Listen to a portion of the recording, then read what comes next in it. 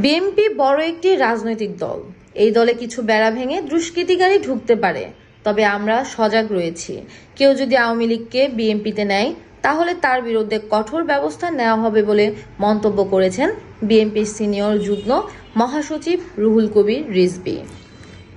বিকেলে সাভারে bank colony মাদ্রাসা এলাকায় বিএনপিতে নতুন সদস্য সংগ্রহ ও সদস্য নবায়ন কর্মসূচি এবং বিএনপির ভারপ্রাপ্ত চেয়ারম্যান তারেক রহমানকে নিয়ে কুরুচিপূর্ণ মন্তব্যের প্রতিবাদে এক আলোচনা সভায় যোগ দিয়ে তিনি এই মন্তব্য করেন।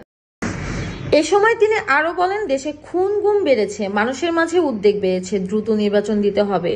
নির্বাচন সরকার আসলেই সব ঠিক হয়ে যাবে। বিএনপিতে প্রায় নতুন 1 কোটি লোককে সদস্য সংগ্রহ নবায়ন করা হবে। যারা মব জাস্টিসে জড়িত না, কোনো অন্যায়ে জড়িত না, তাদেরকেই নেওয়া হবে। মিটফোর্ডের ঘটনায় বিএনপি অ্যাকশন নিয়েছে। এই ঘটনায় হত্যাকারীদের বিচার করবে আদালত। এই সময় বিএনপির কেন্দ্রীয় নেতৃবৃন্দ ও স্থানীয় বিএনপি নেতাকর্মীরা উপস্থিত ছিলেন।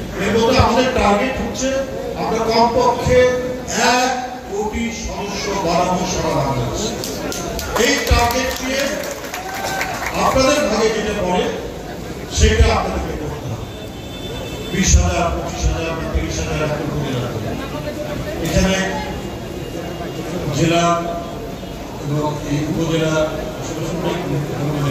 আছে, প্রত্যেকেই জনগণের মনোভাব ছিলেন, আশফাক ছিলেন, আমাদের ভাই ছিলেন, সবাই জনগণ, প্রত্যেকের সাথে জনগণের সঙ্গে।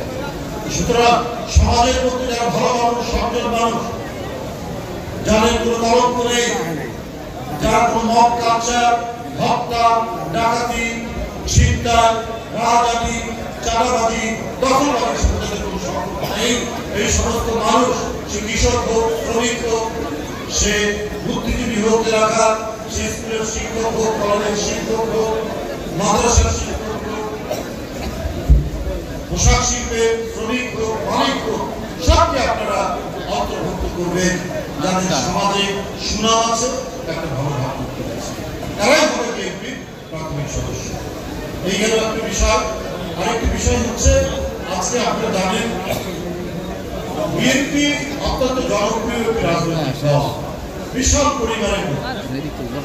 এই দল 2-1 নানা ছিদ্র দিয়ে দুষ্কৃতিকারী ভিতরে যেতে হবে, কিন্তু আমাদের দেখতে হবে এই দুষ্কৃতিকারীকে বিএনপি প্রশ্রয় দেয় কি।